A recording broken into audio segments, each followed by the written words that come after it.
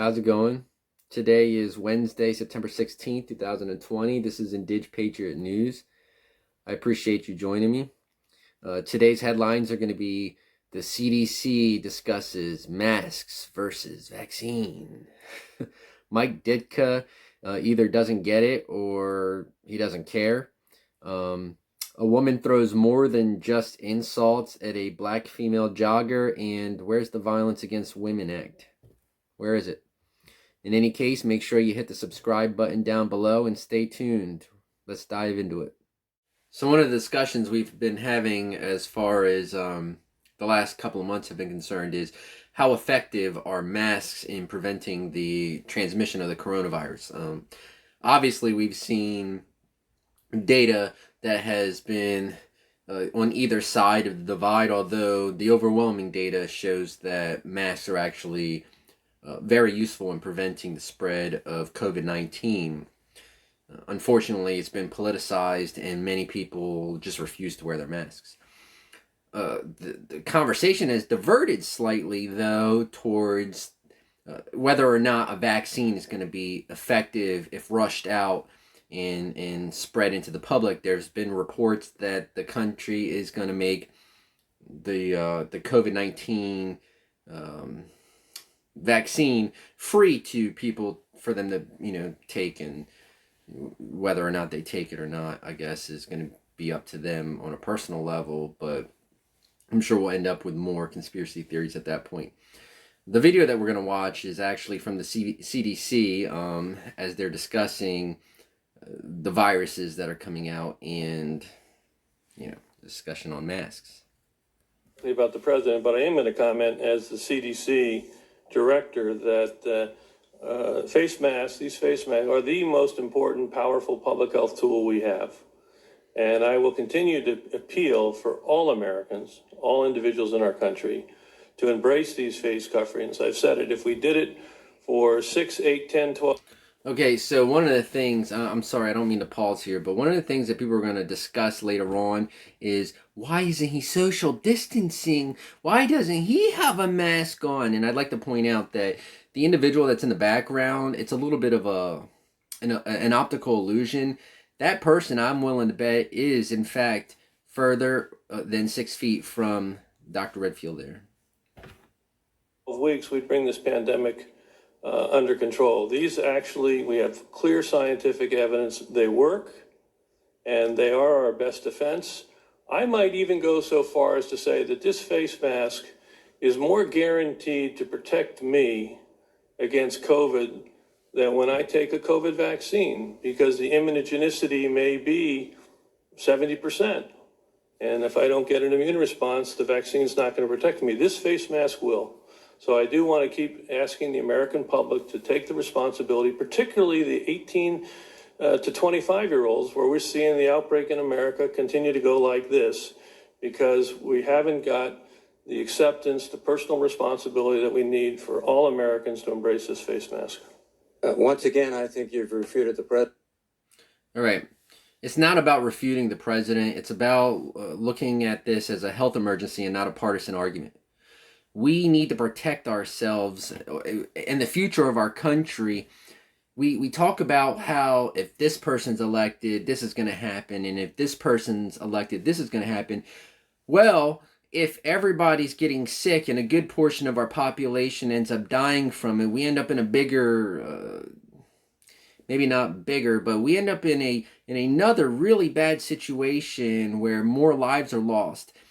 You might scoff at 200,000 deaths, but I'd like to point out that that's in less than 1 year. That's in less than 1 year. How many did H1N1 have? About 12,000 deaths in the United States, and the estimates are 150,000 to 500,000 deaths worldwide. We have 200,000 deaths just in this year alone, not even a full year. We need to get serious about this. We need to stop politicizing it. We need to stop with the fake news crap about whether they are cooking the numbers, because who benefits from them cooking the numbers? Who benefits? Who controls these agencies? Who is the president of the United States? Okay? The argument doesn't make sense when you think about it. Just protect your neighbors. And if you can't protect your neighbors, you don't need to be part of a society. In any case, let's move on to the next segment. So one of the initial ways that people decided that they were going to protest the police brutality against black people was to kneel during the national anthem. And we saw people like Colin Kaepernick get the brunt of people's ire. NFL people shouldn't be doing this. They should be playing. Okay, well, then don't play the national anthem at the sporting event if you don't want the American citizens to be able to, peacefully protest. In any case, I digress. So we moved from kneeling at the national anthem and things like that, an attack on our American way of life. We moved from that to people continuing to ignore the issues and lives continuing to be lost. And today we're here and people are complaining about violence in the streets and businesses getting burned and looted. And mind you, I do not support the burning of businesses. I do not support violence at all. But what I'm stating is that this was a clear escalation and it could have been talked about and handled before it got to this point. It did not happen like this overnight. The kneeling was the initial thing trying to bring attention. Peaceful protesting, okay? And now we're saying, these aren't peaceful protests. They were. In any case, let's hear what these people have to say. Joining us now by phone is NFL legend Mike Ditka, and former player and coach of the Chicago Bears. Very fortunate to have you, Coach. Thanks so much for coming on. First question I got for you. Did you even watch yesterday? What were your overall thoughts, Coach? I watch football, but I don't pay much attention to it anymore. Yeah, it was interesting to watch, even before the games, a conversation that I had with another guest is listening to the commentators, former players and coaches that are on these panels before the game gets started. I would say 70% of that was about racism, social injustice, and police brutality, and not even about the game. Of course, they're going to use their platforms to discuss the things that are important about them. That are important to them. That is one of the things that they have as a tool at their disposal. Okay, this is not a politicized thing. This is a human rights thing, and that's what some of these commentators aren't understanding. It is not a political thing. It doesn't matter who the president of the United States happens to be. There should be a conversation, a national conversation on if there's a disproportionate amount of black people being killed during stops, during routine police investigations. And currently the numbers state that on a per capita basis, that is a fact. Okay? However you may want to describe why it happens, that should be part of the conversation. We should not be ignoring it. Itself, not even about the hype of the game itself, which we've missed for so many months. What were your overall thoughts on that? I agree with you. Football. I mean, it's not a complicated thing. You play the game, you enjoy the game. You don't like the game, get out of it. It's not for protesting one way or the other. Mike Ditka doesn't have the ability to tell people what the game is about. I understand that he's a football legend and a Hall of Famer, okay? But things progress, things move on. He's going to be a memory one day. And the memory that he's currently leaving is as somebody who's not willing to have this conversation, okay? If you don't like the game, then get out. If you don't like America, then get out. Guess what? That's not the proper way to handle a conversation. In the United States of America, we have the right to vote. We have the right to peaceful protest. It is not if you don't like it, get out. That's not how it's done. You know what? If they didn't like the British rule, then they should have gotten out instead of throwing the tea off the dock, okay? Boston Tea Party. What color you are, what you think, this and that. Hey, you play football. That's it. You're privileged. You got a gift from God that you can play the game because you got a body you can do it with. I don't really understand what you're protesting. I mean, I played the game. I coached the game for a long time, and it makes no sense to me. You ought to get down on your hands and knees and thank God every day that you can make the kind of money you can make playing football or playing any sport. So, I mean, to me, it makes no sense. So you got the wrong guy. Well, So here's the thing. Who's going to listen to John on the street? Who's going to hear Linda? No one. These people have to speak up. I remember when they were on boxes of Wheaties and we're supposed to look up to them. I remember that. Okay, eat your Wheaties, and right on the box is Michael Jordan, and that's supposed to be your role model, okay? These people are trying to do what they think is the best thing and be role models. And in 2020, being a role model isn't just throwing around a pigskin. It's actually using your voice. And if you can't get, down with that, then get out, right? That obviously that segment is something that I really care about as a person of color. So let's move on to the next segment.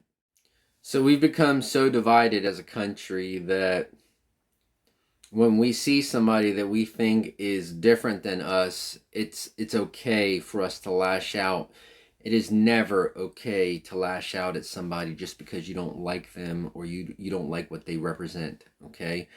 If you can't get along with somebody, then just move on. There's billions of other people in this world that you can talk to that maybe do want to listen to you and maybe do want to talk to you. Events like what's going to happen in this video should never happen, and this is assault. Watch. She just threw a bottle that hit her while screaming at her. Okay? Look at that. It doesn't matter what's going on. She's drinking. Boom. The woman's just jogging. She's like, what the hell just happened? Okay? Obviously, there's alcohol or something in that bottle for somebody to act out like that. That is not okay. That woman needs to be gotten. And luckily, this is from the NYPD Crime Stoppers. I hope they throw the book at her ass. That is assault. That is a hate crime, in fact. Not okay. So our last segment's going to deal with our Indigenous news, Indigenous Patriot, Indigenous news. If I don't include anything from the Indigenous side, then I'm missing out, right? This is from Indian Country Today. It's Violence Against Women Act at 26. Fact that it hasn't been passed by now is deeply troubling, and I agree. What's going on with it? This is written by Aaliyah Chavez. The picture above is Representative Ruth Buffalo, who's from Fargo, North Dakota. The Biden-Harris presidential campaign held a national event Monday evening comprised of female supporters who rallied behind reauthorizing the Violence Against Women Act, a landmark piece of legislation that aims to protect women from domestic and other kinds of violence. Okay, the act, which was first written by then Senator Joe Biden, was enacted 26 years ago on Sunday. Former Second Lady Jill Biden and Secretary of State Hillary Clinton gave brief remarks at the nearly 1 hour event held on Facebook Live where more than 127,000 viewers tuned in. That's a lot. The event was headlined by a panel called VAWA at 26, Women Unite in Progress, which included North Dakota State Representative Ruth Buffalo, who's Mandan, Hidatsa, and Arikara Nation. Those are her tribes, her lineage. Panelists explored the many communities who experience sexual assault and violence, including Indigenous and Black women, college students, and women in the military. On my Instagram, which is obviously Indigenous Patriot, I have a photo of myself wearing a mask that actually my mother made that has the missing and murdered Indigenous women.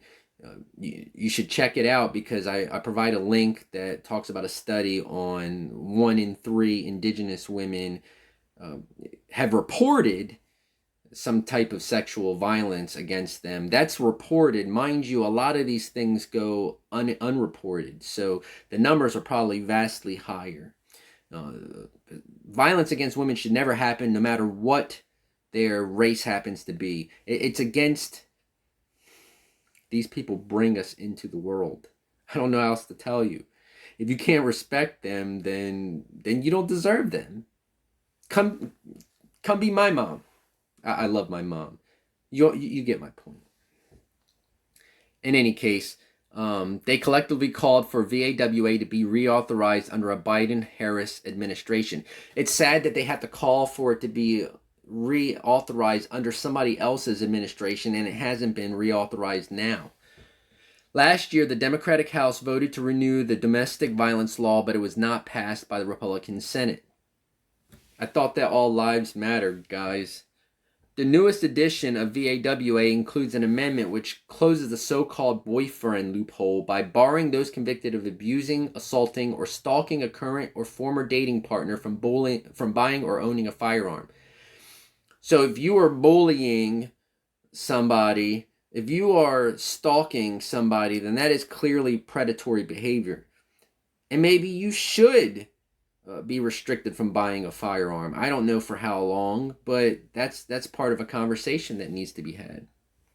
The National Rifle Association has said language aimed at former dating partners was overly vague and could result in the law being applied too broadly. What I'm most hopeful for under a Biden-Harris administration is that the reauthorization of VAWA will not be a partisan issue, Buffalo said at the event. The fact that it hasn't been passed by now is deeply troubling. So in any case, I'm going to provide a link to this article down below if you want to read more about it. I really recommend it. This is something that is way overdue.